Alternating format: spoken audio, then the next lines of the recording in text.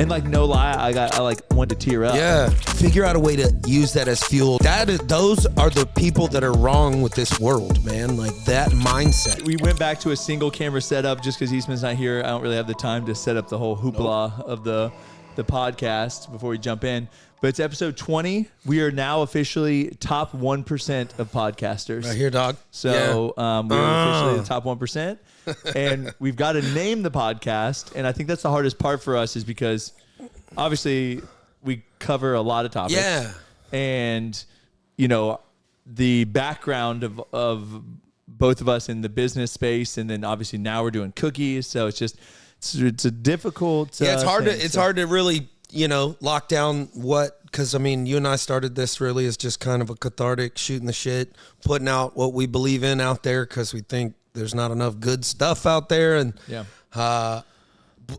we work out. That's part of our lives. We've been involved with businesses and different things. And we have kids. And so like, I don't know, but well, I think I told you earlier, two bros, one camera. I really wanted to do this podcast because I didn't feel like there was anyone out there to help me when I was trying to like grow fat and weird, like from the ground up. There are people that helped me, but there was not someone that I could like consistently come to for like mentorship or any kind of mentorship. I felt it was there. A lot of those people were like my equals that were like, here's how I solved your issue. And then they'd ask me a question. And so it was more of an exchange rather than a mentorship of like, man, I'm confused at what to do next. Oh, you know? Well, and I mean, yeah, absolutely. There's plenty of people that can help you with like specific problems. And I don't know if that's easy to do in this medium or not. I guess we'll learn. There's all kinds of motivational content out there, if you will, but there's not a lot of mindset, at least what works for me, of like, hang in there. Shit's tough sometimes, but you're still a good dude. You're doing the right stuff. Does that make sense? Yeah. Like that I don't keep hang in there, bro. Like, it's tough out there for all of us. And I know that's been super helpful for you and I just to sit here and talk. Yeah. And that I hope that somebody can get that, even if y'all are out there laughing at me. I don't care. Y'all know I get gassed up by that anyway. So it's like if I help one person, a bunch of people laugh at me. I don't care. Yeah. I know it's probably not the greatest thing to say, but there's something cathartic about this idea of like going through the struggles as part of the process. Yeah. Because I feel like a lot of times when you're going through this, you're like, is it supposed to be this hard? Yep. Or am I doing the right thing? Yeah. Like, believe it or not. We just got back from New York City. We'll talk about New York in a little bit. But on the plane ride back, I sat next to the guy that I told you was the PhD from Harvard in psychology, and he taught like pharmacy, which is like pharmaceutical drugs for like mental illnesses, things like that. But at the end of the conversation, I mean, we talked for the whole 2-hour plane ride from New York to Atlanta, and he goes, "You're gonna be okay." And like, no lie, I like wanted to tear up. Yeah.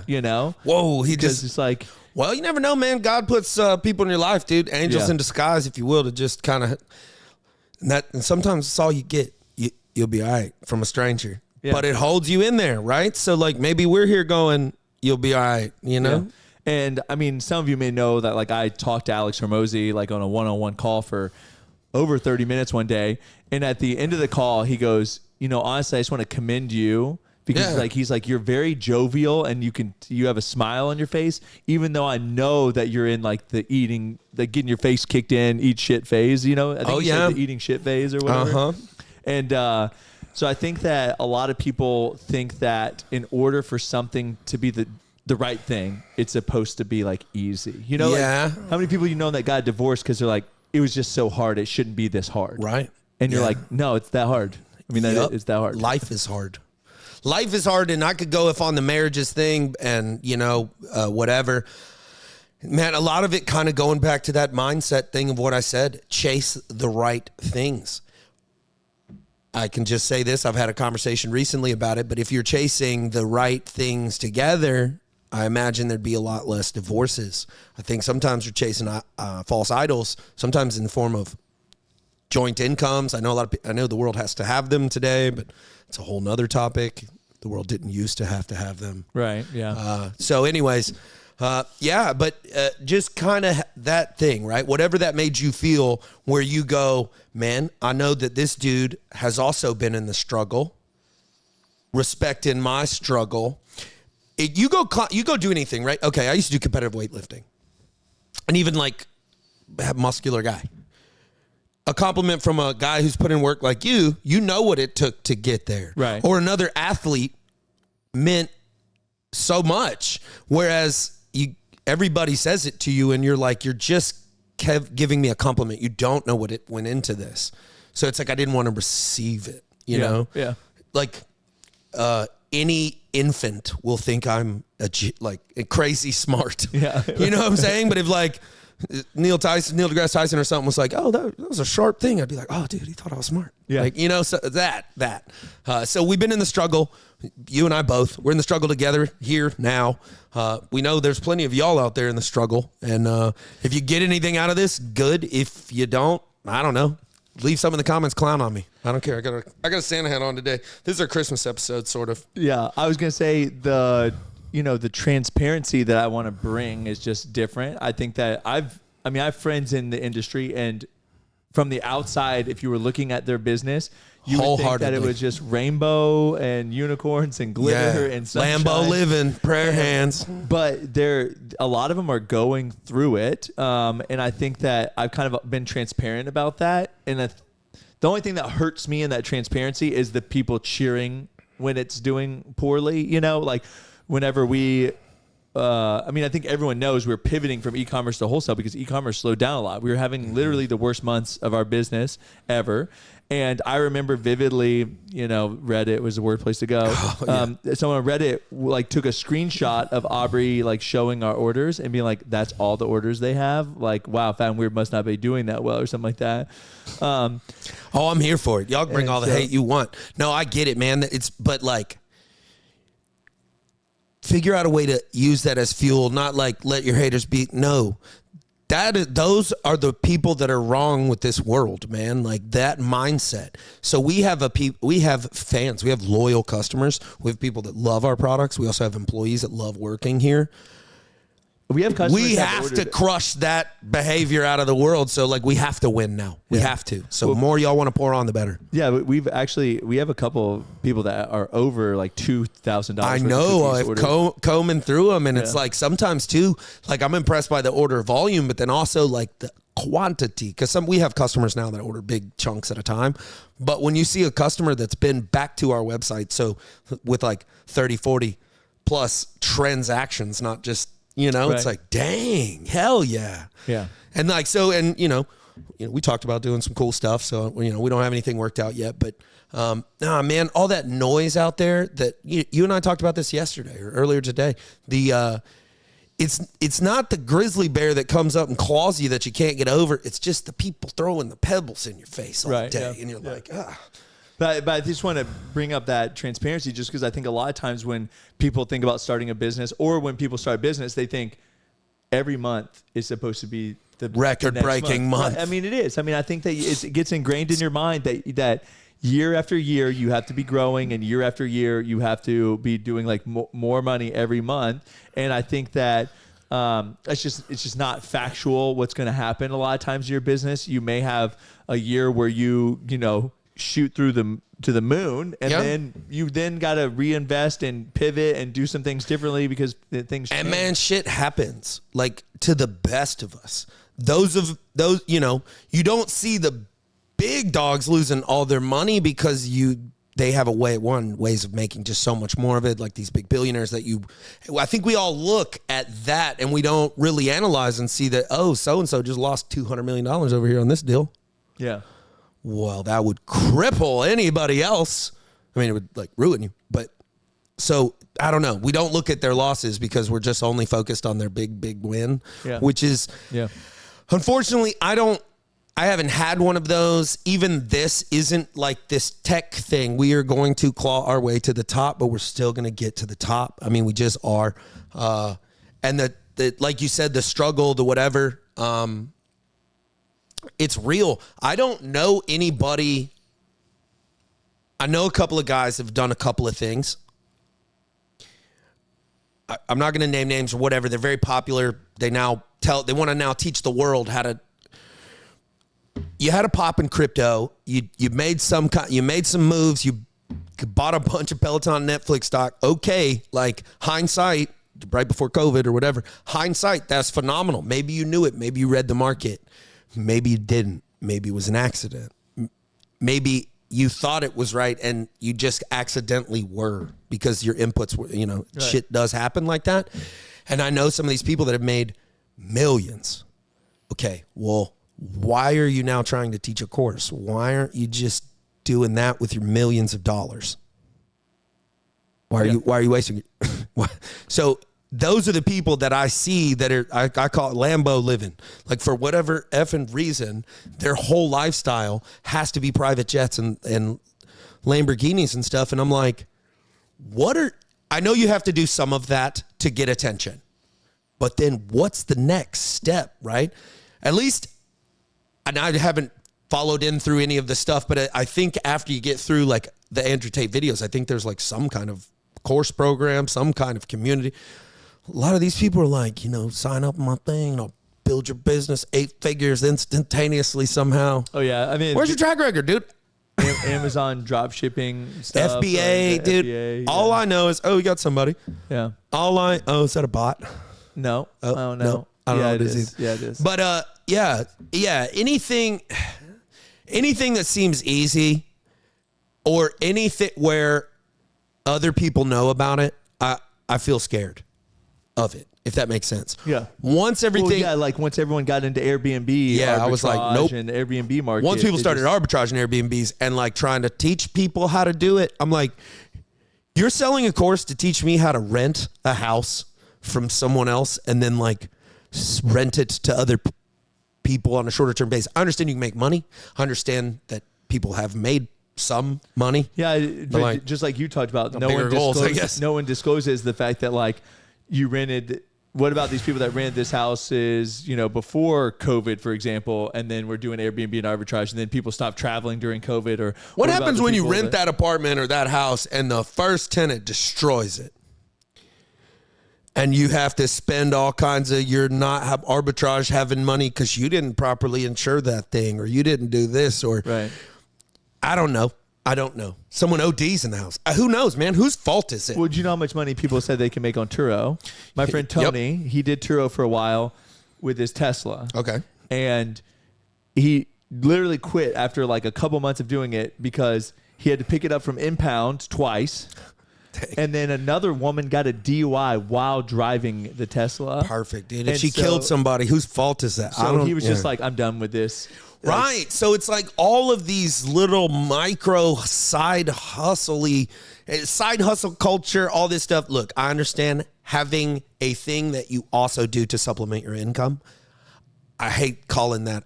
I don't like the side hustle just because everybody is like, if you were at your job instead of consuming all this like side hustle culture videos, and you'd get paid more at work.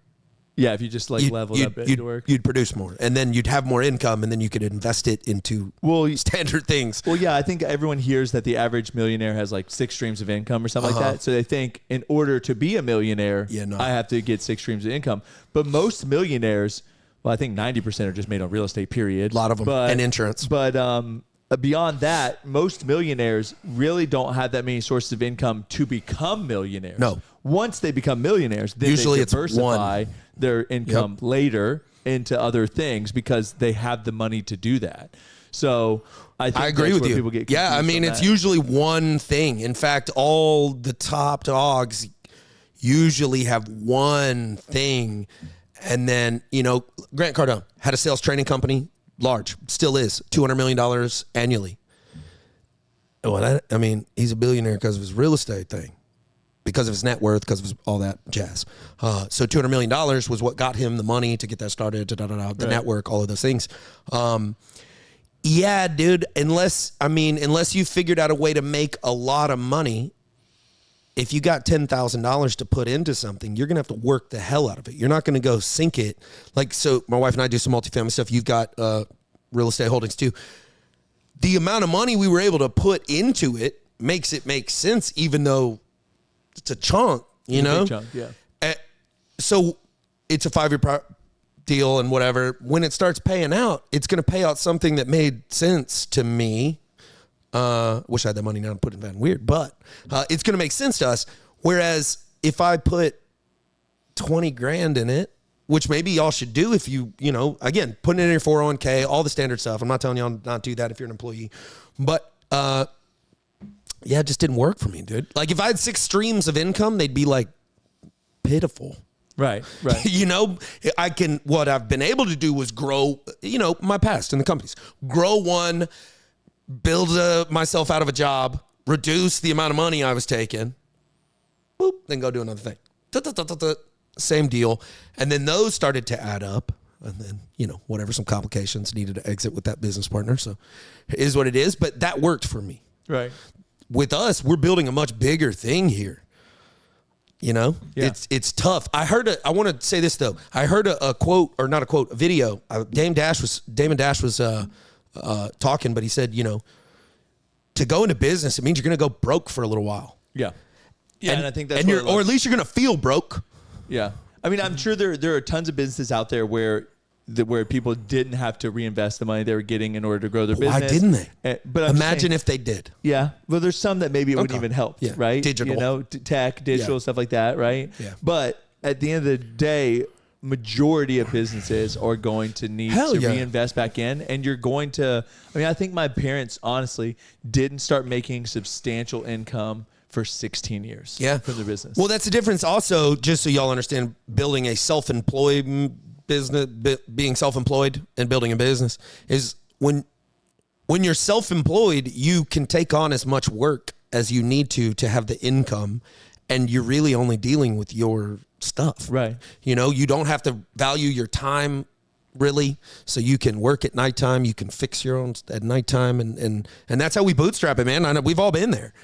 But then when you really get into that, and I know we've talked about that business creation space, I got employees now. I can't. Legally I can't, but morally I can't ask them to come work for free. Oh, shit. Now I have to okay, they're going to be working all week. I'm going to need that amount of money in the future.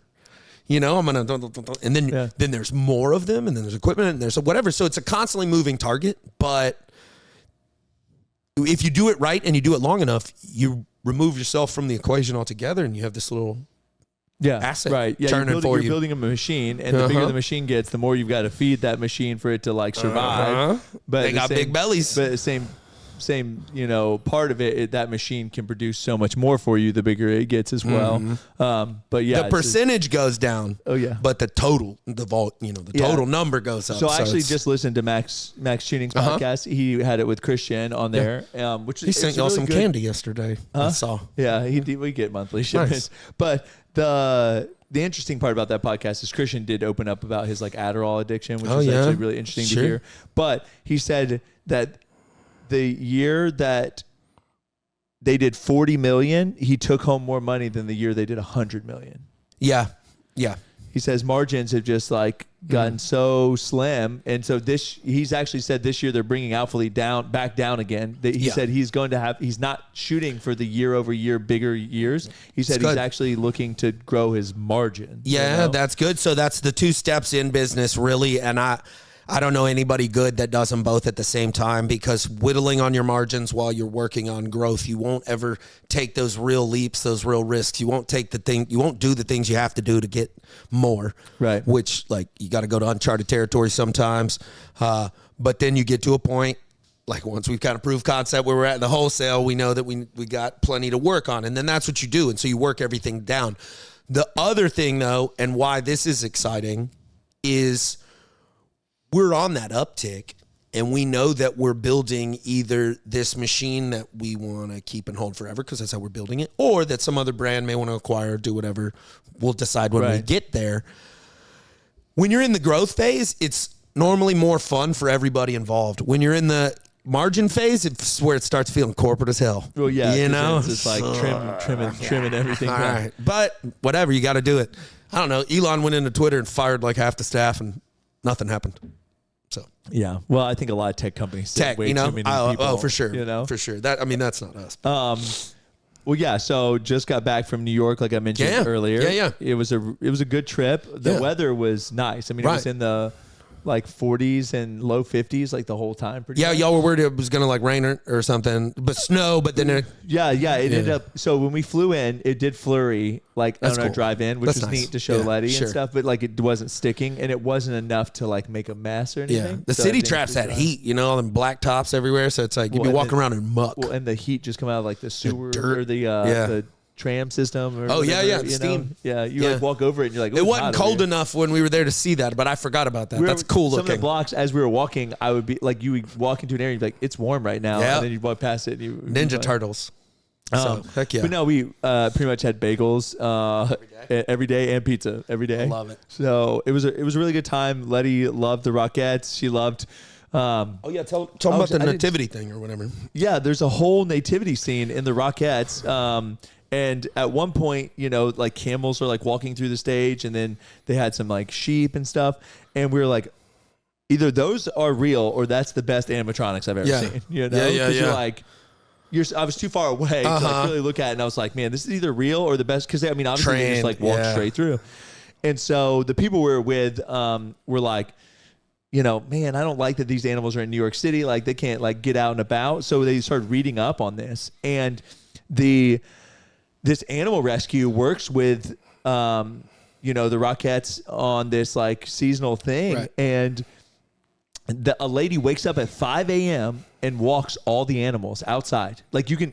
If you go down to where they're at, apparently at like 5 a.m., which, because obviously not a lot of people Right. are up at 5 a.m., but there are I people am. that are on the street waiting for these animals to come Dang, out. I would and be you can- there. And you can feed them and you can pet them, and she takes them on a walk. I want to go to that. I know, right? That's silly. That's why I want to go to New York we now. joked about going at 5 Yeah. a.m. and I was like, I ain't getting up at 5 a.m. True that. But but this animal rescue, they have nice accommodations for all these animals, That's cool. and then the Rockettes pay so much money that allows this animal rescue to like rescue over 700 animals Yeah. every year. That's awesome. So it's a really great thing that they're doing there. You know, a lot of times when you see that stuff, We have you a like place want to near hear here about it. called Alaqua.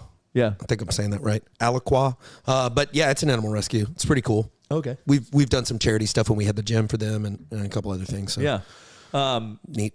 But yeah, other than that, the New York trip was kind of just like a blur. I was going to tell you a funny story. So at the Macy's Christmas, you know how they decorate the windows for Yep. Christmas? So they had like these cool scenes. Well, one of the windows, you could walk up to it and you could, like, there was like a toggle and you could scroll between 3 different songs. And when you pressed it, there was a microphone sticking out and you could sing along, and it like the words would go on the screen.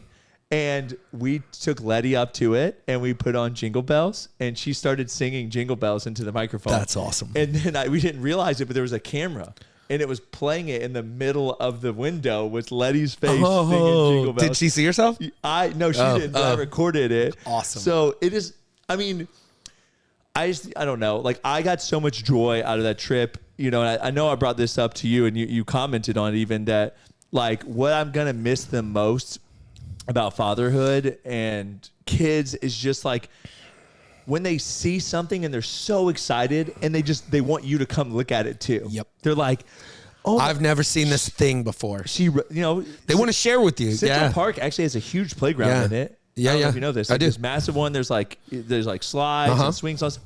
We like get into the playground and like she like runs to one area and she's like, "Daddy, come here, look at this," you know. And I like come over and look at it and she's just like in awe of it. And then 10 seconds later, she's running to the other end and she's like, "Daddy, come here, look at this." And it's just like that like joy and excitement Yeah. in there. Like I never want her to lose that. You know? It's so And innocent, man. It's so pure. It's like you know, when you taste something, maybe, I mean, you and I eat a lot, I don't know, you experience something so good the first time or whatever, it's so new to you Yeah. that you want to share it with somebody you love right away. Yeah. That's just, and unfortunately that shit fades both with people too, because like you've tried a lot of things now, you've seen a lot of Or things. people have poo-pooed on you. Yeah, true whenever that. you've like Absolutely. showed genuine excitement in something. That's what I mean with the pebbles, dude. when you be like, "Wow, this is so cool," and then someone's like, "That's all right." Yeah. It's like just be excited for somebody. Yeah. Like quit trying to like. Well, that's suck the where I joy try out of to, people, you know, that's where I tried to look, and always, I mean, you can almost always find joy in the fact that the person found joy in that thing. right? You know what I mean? Like, cool, man, I like seeing you happy. Yeah, I'll come look at whatever you're talking about. What up, y'all? Yeah, Kate's been in here. She's a really good friend of ours. And then Kate? Swakwo, I don't know. Swakwo. He said, Swakwo. You want to check in store today, but we sell edible cookie dough. Yes, we sell edible cookie dough. Yes, we do sell edible cookie dough. We maybe sold out of a lot of flavors. We are sold out of a lot of flavors, and we're doing a fundraiser program. So for whatever reason y'all happen to be on the website right now, we are currently consolidating to know these little band kids slung some dang cookies, man, raised a bunch of money for their program. Yeah. So, but yeah, Just put a link down there somewhere. We do sell cookie dough in store. I don't know our inventory off the top of my head. I think this is something I want to talk about. I'll find one for you, Swokle. In business, do you ever have people like message you for like favors and they don't realize like how big that favor is? Yes. Like, hey, can you? Yes, but it's not ever business owners usually. Yeah, it's true. Because they get it, and it's like, well, we talked about this too. I know a lot of the other business, you do too. They all know that when I'm eating, they're eating, and when I call them like, hey, time's a little lean, it better just say less. It always has been, because it's the same with me, man. You need something, I got you. But then we also pay like full retail. I normally don't get asked for favors other than. Well, I mean favors even like sometimes my friends will text me and they'll be like, hey, I know this cookie says sold out on the website, but can you see if you're actually sold out? And if you're not, can you like make me one, And you're like, I don't think you realize like how hard that ask is. Like I've got to go downstairs. I've got to go like either search the freezer or ask an employee to search the freezer and find this cookie. Then I have to make sure that it's not allocated to another order. Business owner though, right? That costs money. All these things cost money, and they don't ask. I get used to ask that on U.S. Lawns all the time. Hey, could you just swing by and my yard something? I'm like, whoever I'm talking to, like, I got 6 guys in this truck, all on the clock, all making enough money to tolerate me and working in the Florida heat and all that, and commercial grade equipment. We mow and cover acres in a day. Right. No, I can't. Like, it would cost me like $700 to come cut your yard. Yeah. Like, I remember I did the math one time. It's like the drive out of the way, all those dudes on the clock, the fact that you just can't get a yard done faster, that they're not a NASCAR pit crew. Like they're going to hop out. It's going to take them 30, 40 minutes, and they're going to have to drop, to blow it all off, make it look good. Plus they're going to do it in a very commercial way that if they think if your bushes need to be trimmed according to insurance standards or whatever, so it's like, no, sorry, can't. And a lot of people were like angry about that. They were like, I'm trying to hook you up. I'm like, it's not my business, man. I appreciate it, but I should be able to turn it down also. Yeah. Like, hey, thank you so much, but we're slaying right now. I just always. Can't handle it, It's just like, no, I'm sorry. And I would even show them. I mean, even Fat and Weird was like a property that I would do because we would have done if this was built, because our office was up the street and we had to come past here anyways, and it's you. But even this was too small. Right. I mean, even all this, like, it's just like, fuck, couldn't make money on it, Yeah. So. Yeah, I mean, I think that's and then Slims, and then everything else people want. We were talking about this earlier, and it's something I'm really bad at, and I know you've been an encouragement for this, is that I let people get away with a little bit, and they'll like keep pulling, and then finally when I set like a boundary, people are like, "Oh, you're mean." Yep. Or I used to be able to do this, and you didn't care. Yep. Yeah, we were just talking about this. We actually, the other day we had an employee that wanted the day off, but then ended up coming in for a couple hours to do some work, and I said, "Hey, if you have the day off, you have the day off." Yep. I said, if you want to come in and work, and you want to work a half day, then we set it. You're working a half day or whatever. The problem with that, I'm kind of working. It gets way too loosey-goosey. And the next thing you know, they call and they're like, well, I didn't work Monday, but I did come in for a couple hours. And then I actually worked a little bit this weekend. And you're like, no, listen, this is your hours. This is when you need to work. I've experienced it both ways. And, I was involved in business at a very young age, took a long time to learn all this stuff, but consistency, boundaries, even like with the child, right? Like we talked about. Consistency is huge. That's a big part of it, but I've experienced it both ways. One where I am getting taken advantage of because I've allowed so much looseness that when I finally step in and say, no, you're not actually doing the job I hired you to do. Right. Whether it be looseness I've had management level people that have directed themselves off into areas that I didn't need them in, Right. or whatever. I've had all different levels. I've also had the other side. I've had two very, and we've got a couple of people here that might fit into this. They'll catch all the slack. They'll be picking up work you don't even know about, Right. and then come to you pissed, like, you're working me to death. And I'm like, I didn't ask you to do anything else. What are you don't even know. Yeah. And you don't know because they've been such a G employee. And maybe takeaway is you weren't, but a lot of times you're just not able to, man. Like, I didn't know I had a manager not on the clock driving around US lawns checking on properties. He's like, you could see the GPS on my truck. I'm like, you took the truck home every day. I don't know what you're doing. Yeah. And nor do I ever look at your GPS data. Yeah. Ever. Right. Trust it. Like, I didn't know you were here at 5 a.m. Right. Or leave it later than, Yeah. Plus you so I've had both ways where then it's like, so you got to nip it. And I guess what the takeaway is there is like the boundaries of like, I need you to get this done and I need to know how to support you. We've had to make one of our, girl, you got to go home. Like, Yeah, we got employees. we got a couple super employees here, and that's great. They want to ensure our success. They know that we will take care of them financially and supportively and stuff as we grow too. But damn, I can't have them getting overworked, mental stressed, all that shit. I need them when we get there too. You know what I'm saying? Like, work-life balance is big for me just because like I've experienced both ends of that coin. So. Yeah. Well, it's tough. It's a tough thing. There's going to be times where you can't have balance. I just shared something about this. For employees, work-life balance is extremely important because unless they're just, some sales guys, some high revenue, or girls too, but some revenue chasers, maybe they don't have as much balance, but you got the trifecta there of 8 hours at home with your family, 8 hours of sleep, and 8 hours of work, and home with your family or working on yourself. We've talked about that a little bit. Work-life balance should be very, very important for them because no matter how much money you throw on them, they didn't go the entrepreneur route for a reason. You know what I mean? On the other end of the side is everything that isn't getting done gets done by you or me or, or whoever that person is in that organization. And so the way I get work-life balance is taking it when I can. You know what I mean? Right. Like, Yeah. see my wife for an hour here, go hang out with play basketball with my son real quick, shoot back, whatever. And no, it's not the same. No, it's not. Yeah. But also there's seasons, Well, yeah. You know that it hasn't always felt like this right now. Even yesterday I looked at Aubrey and I said, this is the first day where I feel like I'm not running around like a with your head cut off. Yeah. I was like, there's no oh, we need to get all these orders out. I said, there's no you need to help make this cookie. There's no emergency going on. I mean, the oven broke, but we had to wait on a part. Yeah. And I could have probably piddled around a little bit more. You could have stressed out more about that. You handled that well. Yeah. I might have been more. I was like, fuck, are effing ovens down? Well, that's why I have a backup of everything. Now we got a plan. Because of the other we one. did. We pushed through. Our baker held it down. The oven, they're double stack oven. They're completely fine. They're commercial.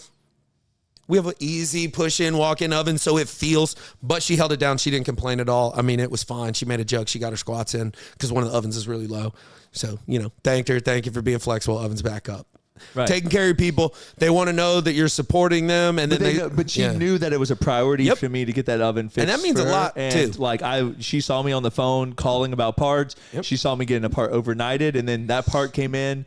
Like, you tried to pick it up early even, but we waited. The part came in. And I literally went to install it that day. Right, so that way I could be like, it's already in. Here you go. Yeah. By 10:30, she was rocking back and rolling. So awesome. Yeah. So supporting your people, man, that goes a long way too. Kind of going back to, you can't just pour money at them. I always focus on, and we build a community right here. I'm never all the way there. I never have all the answers. That's why I like partners and stuff, because you bring so much to the table with that. But if I'm splitting you with your life, 50-50 basically, because you need your sleep just to do either of those things. Man, I need you to want to come to work. I want you to feel like you're missing out not coming here. I've only had a couple of classes like that, but certain classes, certain sporting things I was part of, when I was legitimately sick and couldn't make it, I felt bummed out that I wasn't damn, I was missing out. Yeah. And I don't know how you do it well all the ways. We're making it a more fun place, but it's just I think we have monthly Yeah. kind of like parties of We some do. sort. Yeah. Our Christmas party was a big hit. I mean, our great. Christmas party was such a big hit that like we actually had to force people to did. leave the restaurant Yeah. to like, and then they all went together. Yep. Majority of them to a bar and like hung out together afterwards. We literally, the restaurant was empty. The workers were kind of just like the restaurant were just like rolling silver in the back, waiting on us to leave. and then they bought a bunch of cookies from us. Yeah. And now they're buying cookies. Yeah. Sweet. So, Win. but no, I mean, I love our employees here. I think Yeah, we have me a too. really, really great team. I would be sad for any of them to leave. Same. I've said that so- since I got here because, again, my background in I ran commercial landscaping. A lot of times this dude's jobs between prison stints, unfortunately. Just some low-skill labor out there in the heat. I've been in fast food, trash, a couple other different things. Now on the trash side, you did have to have a CDL, but, again, even most of those guys. So all the people here, all of those people were very much only there for money. Throughout all of this, it's just very obvious, very apparent. I made the places fun to work. I think they had a very unique experience that they haven't ever gotten before. They were very happy, as far as I knew, as far as I could tell and help. Right. Here, man, everybody just wants to be helpful. Yeah. Like they want to be here. So that makes me want to double down on the stuff I already want to do. You know what I mean? Yeah. I like it. Oh, we got another message. Yeah, people are really. Oh, big you like the fans of holiday shirts? Yeah, I think so. Order some. So the black holiday shirt is the more risque one. Which Yeah, a little is- bit. Which is I put out for Santa, but it's put out cookies. I put out milk and cookies for Santa. Yeah. And then this one is, Dear Santa, I ate your cookies. Man, Mr. Beast's bar, the one with nuts in it, is the D's Nuts bar. Yeah. And going gangbusters, great with kids. I mean, kids love it. Parents are buying them. What was that other one? Which The one? other company that made the 2 chocolate bars. Oh, I don't remember the company. It was like Hims and Hers, Yeah. and the Hims had nuts in it. Yeah, one of and them has nuts. We'll let you figure out which one or something Yeah. was the market thing. Well, no, I guess what I wanted to say is, okay, with what we're doing here and even some of the stuff we're putting out, people knowing this company is not just the best cookies in the world, but like the best place that we can make it for people to work in the world, just a good company, I think resonates. Mr. Beast is able to put out a popular bar in stores across America with a marketing plan that involves kids, because that's, I mean, ton of his viewership, and their parents don't mind at all. I don't believe it's because of degradation in parenting at all. I believe the parents know he's a good dude. Oh, yeah. I do. I think they know he's doing good things. And I think they see that D's Nuts on the bar and they go, ha, ha, and they buy it for their kid. Instead of going, because you can do either in any situation. How many Disney movies and stuff like that have like I think they're adult snuck humor in there? though, right? Yeah. I think I haven't done the research, but like they're full on like Oh, yeah. bat. You seen the cover of The Little Mermaid? Well, yeah. No, but I'm talking about like there's even just innuendos, you know. Little girls at the take end of- their clothes off or At whatever. at the end of Elemental, Aladdin? I forgot what it. Yeah, that whenever he's like on the balcony or whatever, Yeah, whispering in her ear. Yeah, that there you can go into the conspiracies and all that Disney stuff. Well, I think just disgruntled, Or supposedly like when the Lion a King, disgruntled ink artist or whatever they call the it. Lion King when he falls down the smoke spells sex or something like that. That's so silly. Yeah. Like, why wouldn't you, that's not even bad. Yeah. I mean, it is, but it's stupid. Yeah, I you know. could do a picture or something. Yeah, you could sneak in something Yeah, way something worse. worse, I guess. Man, I'm just struggling over here with this hat. Oh well, look silly. But yeah, so that's it. Just we kind of got off a little bit there, but making this place a good place to work, putting out that it's not fake. I mean, we put out plenty, but like, Yeah. I think there's something to that. Why he's able to do that, and then Mondelez tells us we're just a little too whatever they say. Well, yeah, Mondelez. For people that don't know, Mondelez owns like Oreo, Yeah, Sour Nabisco. Patch Kids, Nabisco, Sour Patch. Ritz, Wheat Thin, Stride Gum, like all kinds of stuff. Yep. And since we did our partnership with Hershey's was like, hey, here's our contact over at Mondelez. Like, you should give them a call because they may talking want to to all work the with you.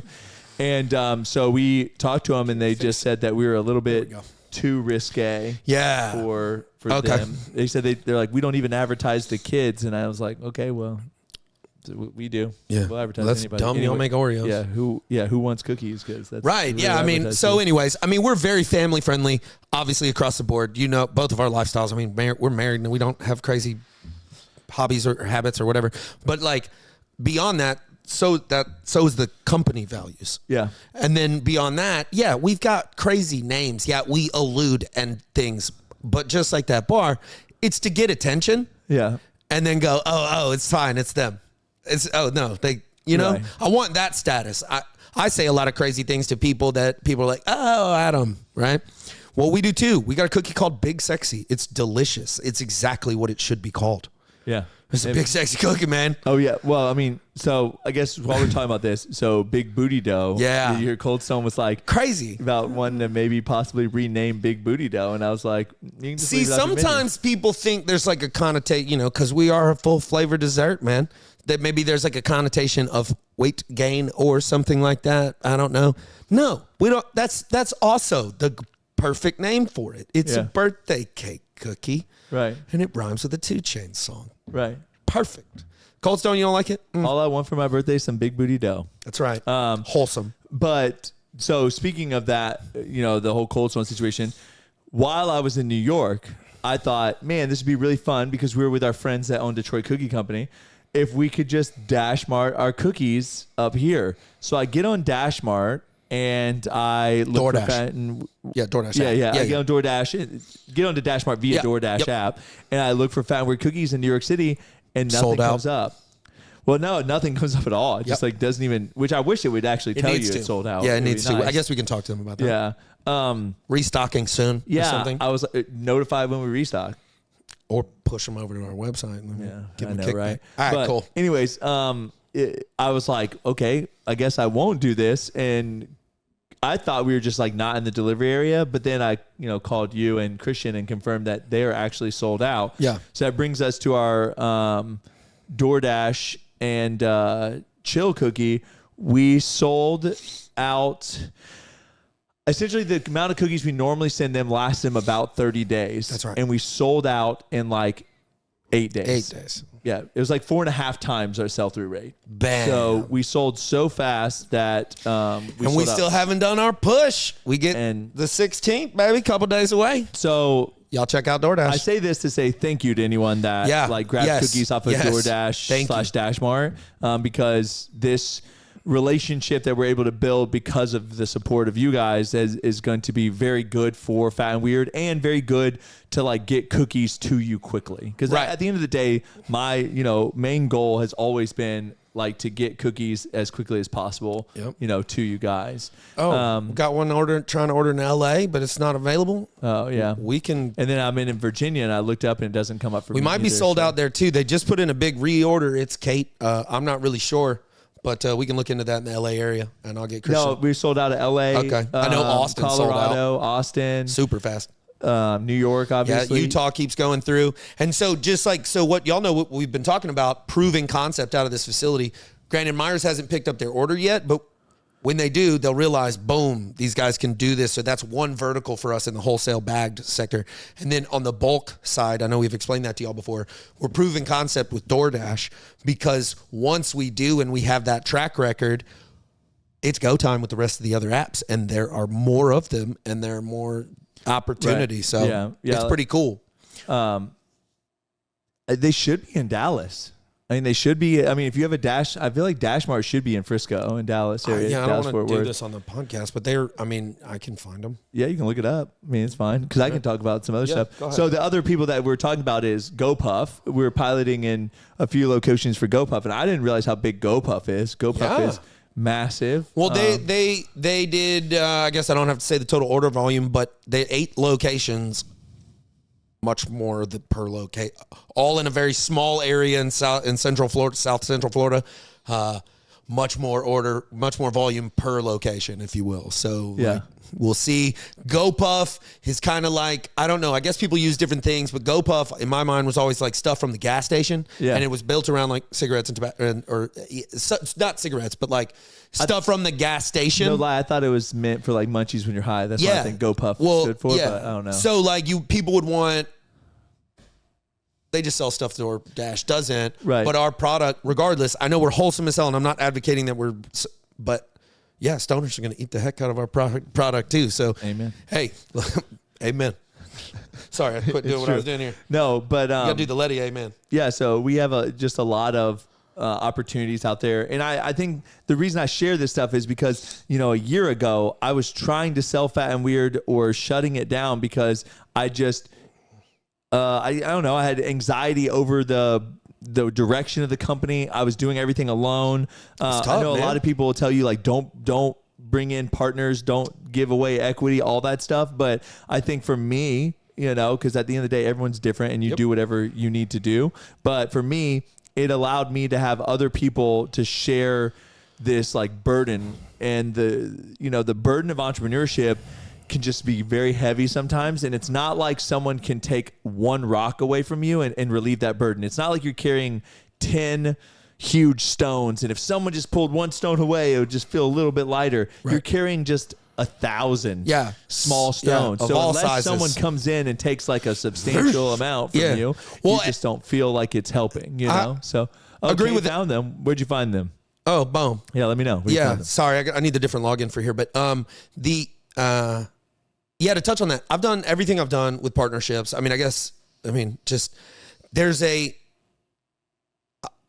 I can really dig into my skills, my strengths, if I have a partner that has opposing strengths or whatever. And I think you and I do very well. We've got a lot of similarities for sure, a lot of similar strengths, but you go technical and long on things in your mind, and I'm kind of shorter, faster on certain things, whatever.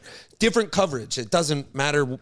There's going to be a better one and a worse one in any instance, right? In any instance. And so we are getting better at figuring out which one of those are, because even though I have had partnerships, and I still hold on to this romantic idea that, I guess it's kind of old school in my mind that a group of men should be able to, your guy partner, we should be able to go out on the hunt, so to speak, I guess, without sounding like a tough guy. Right. Get that kill, bring it back, and boom. And that's effectively what we're doing, bringing in the money, bringing in the food. Yeah, and I think that, the truth is it probably took us a good, I think the last couple months we've really found our groove of working together. I think the last couple weeks have been awesome. Yeah.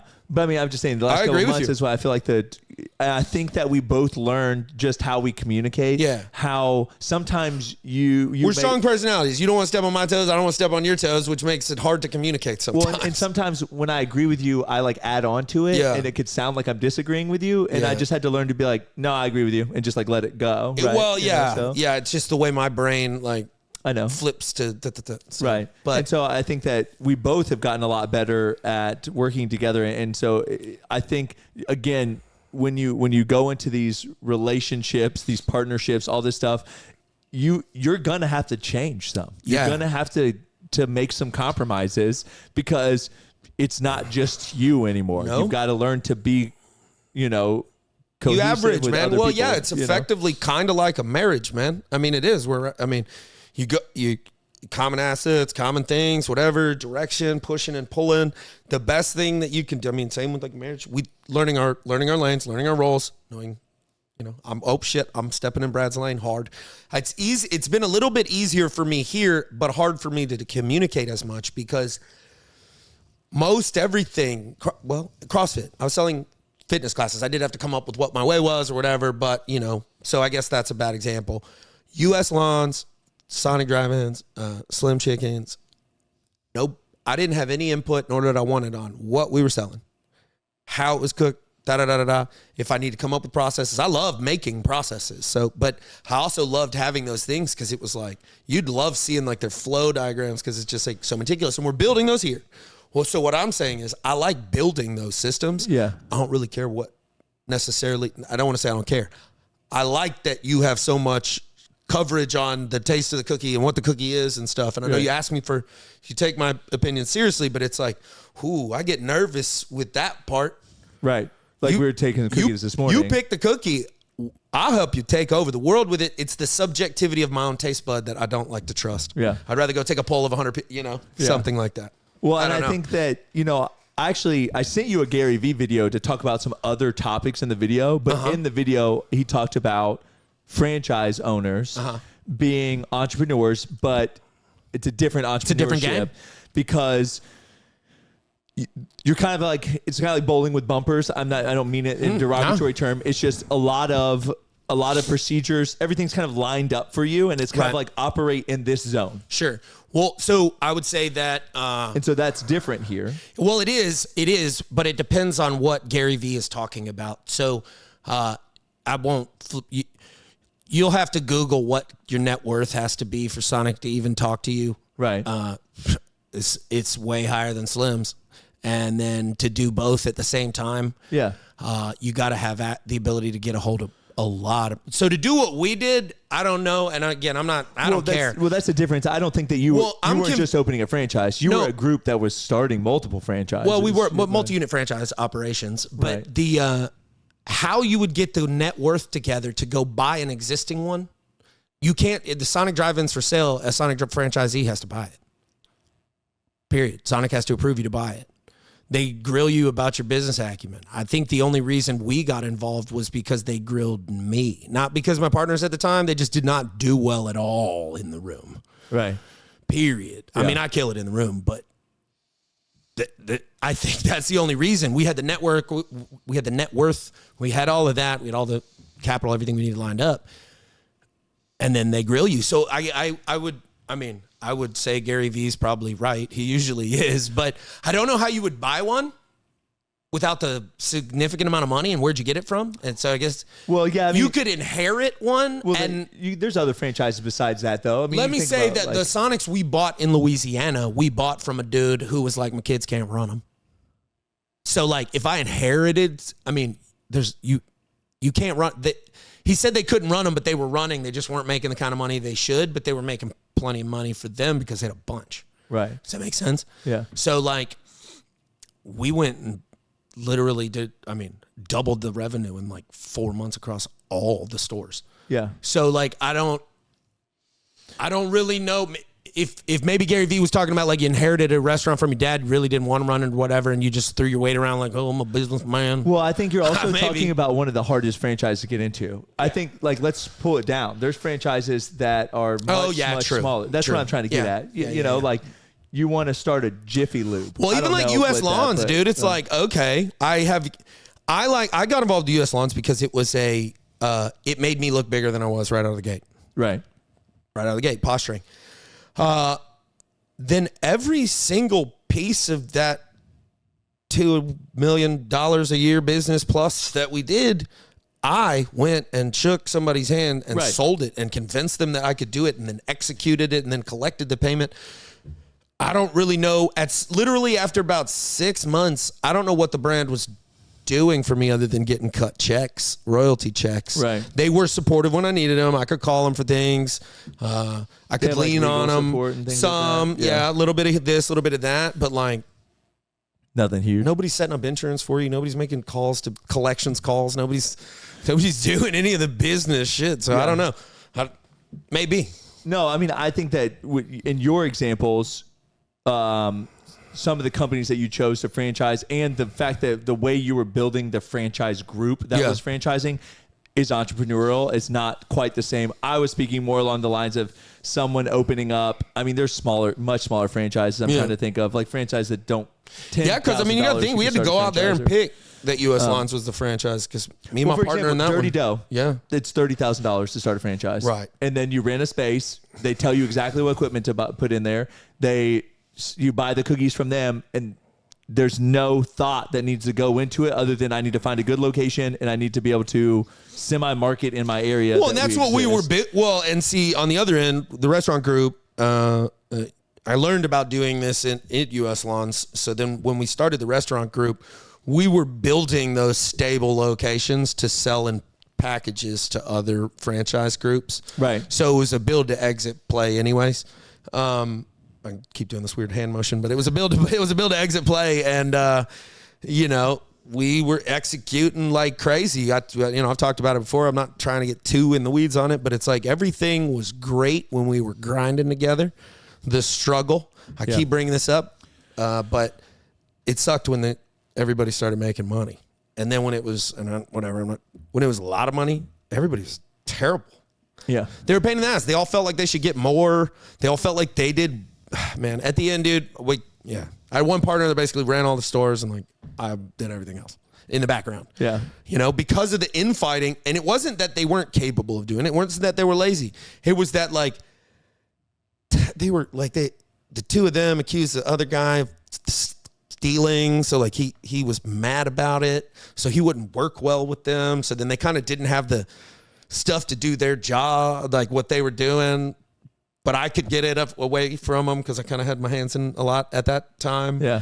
And then I was like, fuck it, I'll do it. And just my nature, okay, I'll do more. And Right. at the end, I It's a remember group project for you I remember doing. being like, oh, so you need more money. So I just said I'm supposed to like write you some of my distribution check so you can buy another sports car, dude. Like, you know? Like, Yeah. Nah, Yeah. I'm out. Somebody want to buy my shares? Well, that's at least you don't have to worry about that here because you know that we've made money and we Right. always Well, put it no, back I into mean, the company yeah, we too, reinvest and y'all have the right so. Mindset.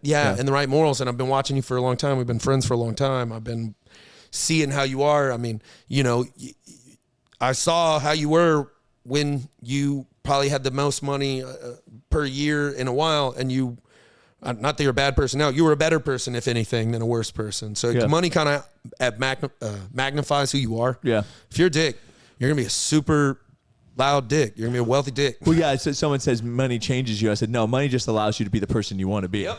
Yes, it does, man. Yes, So it does. there's so many people that when they get money, they're like, oh, you're so different now you have money. It's like, no, they're who they always wanted to be, but now they have the means to do it and don't have to care about the repercussions. That's right. And it's what you're chasing. I mean, we talked about this a little bit. I actually talked with Mike Buini about this because, I don't know, he's a deep dude. He needs to come in on this for sure one day on this podcast. Yeah. But anyways, no, it was like when you chase the thing, and not to sound like religious or whatever, but there's a religious in the back of my mind with it.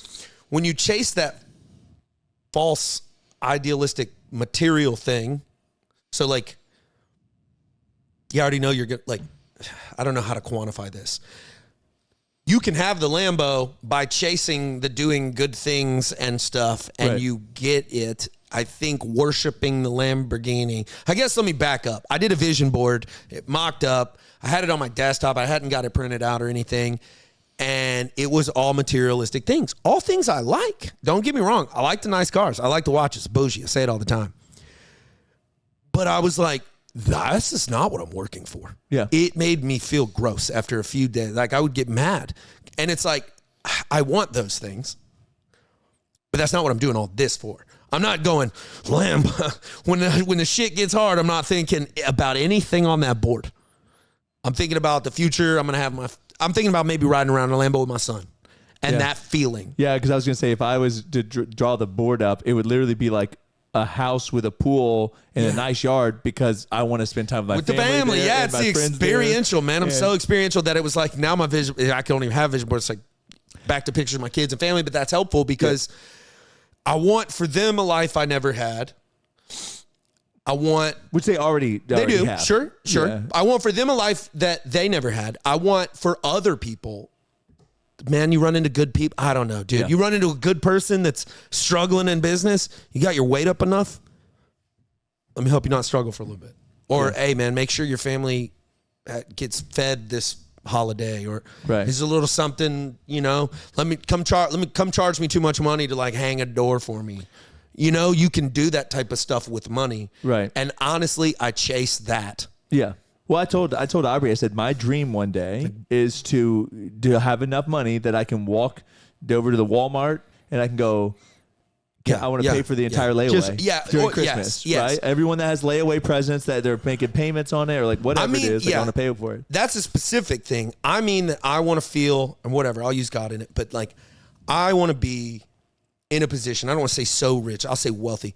I want to be wealthy enough that God uses my pockets to feed the needy, like me directly. Yeah. Speaks to me, tells me you need to go do this thing, and I just do it, and it's not robbing out of my family's mouth. You know, that. And I'm still, I don't know what God is to me other than there's just this like thing that's with me going, you can call it Santa Claus if you want to, like, no, you shouldn't have done that. Told you about like last weekend or whatever. Went and made a fool of myself, got a little drunk. Got a little drunk, didn't like the way I had been asked to leave last call, you know?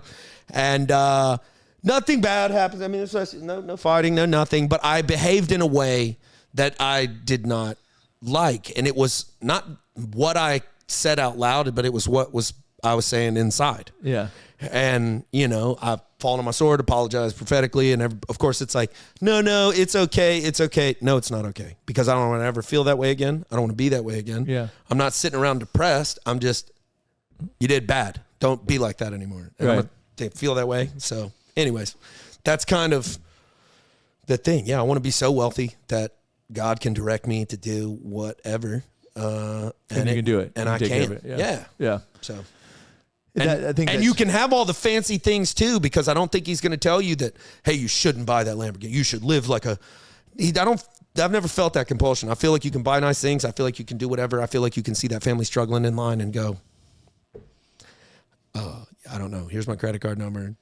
Put their groceries on me, Right. and just leave, or meals or layaway plans or just anything. Yes. Yeah. I chase that. I feel so good about myself. I know. I was gonna say it's probably Yeah. It's a Christmas episode, right? Yeah. Let's talk about some good stuff. Well, like Letty, I did I had a fine childhood. Yeah. Different Same. than yours. Oh. It was, but No. I mean, I had both my, Yeah. so, Yeah. but at the end of the day, I still want her to have like a better childhood than I had. Oh, so yeah. it's like, Well, I see- definitely didn't go to New York City at 2 years old and stay in a 5-star hotel and Sure. fly first class. I know, and you feel good about those things, and like my mom, killed it, but she gave me a better life than she had. So like, kind of think, man, she broke a cycle too, but I want to break that cycle for my kids. So like, I chase that.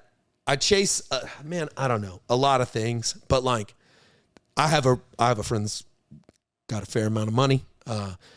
His daughter wanted to do something with her friends instead of coming home for spring break. So he sent the jet to pick him up and bring him home for spring break and put him up at one of their nicer houses. He wanted to see his daughter. Yeah.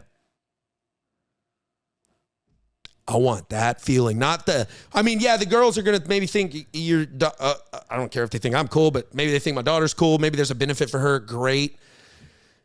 It's like, no, sweetie, I'm going to need you to go ahead and come home. I miss you.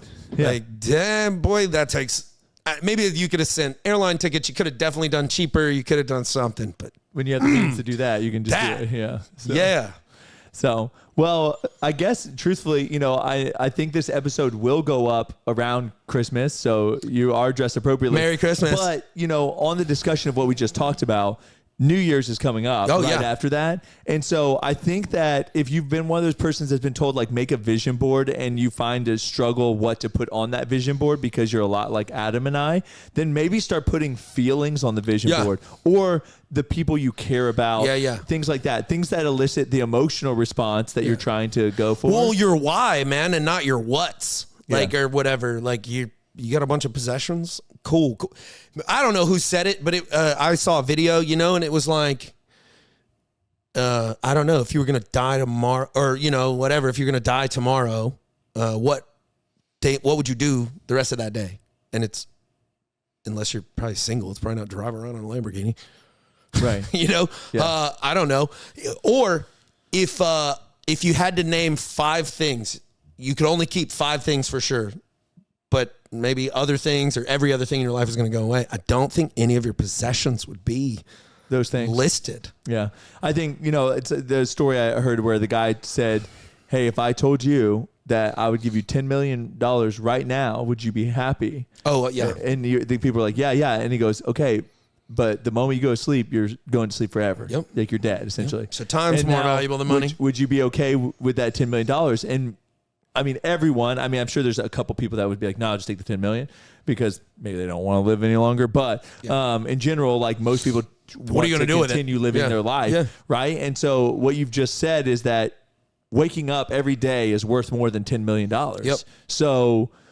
Well, same thing. $10 million, but you lose a family member the next day. You lose the next day. Yeah. Any possession. I mean, you start doing possessions kind of stupid because then you're running like, if I give you 10 million, will you take me taking your Lamborghini? It's like, yep. They don't cost $10 million. Right. So, when you think about it like that, that's more the way I try to think about my purpose. Because Yeah, dude. You don't deal with all the stress. You'll work long hours, you'll work hard, but you won't stress for very long, I don't feel like, for stuff. Right. Agree. I agree. All right. Well, this has been an hour on our podcast. Good episode. So, I feel good. Yeah. We've talked about a lot of things. But again, like I said, New Year's is coming up. Holidays. I hope everyone has a wonderful Christmas and happy holidays. And get down there, start writing your resolutions, visions for what you want the year to be. I've always said that writing down your goals doesn't need to be this huge ordeal or this scary thing or this bad thing. It's really about you're trying to give yourself directions to where you want to head that next year. Oh. And, if I told you grab your car keys and jump in the car, then you would just get in your car and be like, okay, where am I going? Right? You need to have direction. So write down the things that are important to you so that you can have the direction of your life and that you can kind of kill 2024. It's wild to think we're in 2024. I know. Bro. It's That's just so wild. crazy. Oh, thank you, Kate. Happy holidays to you too, and Merry Christmas. I celebrate Christmas. Brad does too. Happy holidays to anybody. Non-offensive there, but Merry Hanukkah Christmas. to Tony, happy Hanukkah to Tony. Yeah, heck yeah. All of it. Again, appreciate all the support on our cookie launch through Dashmart. You guys have been really great. Killer. Wrap it up. You're worth it. Do hard shit.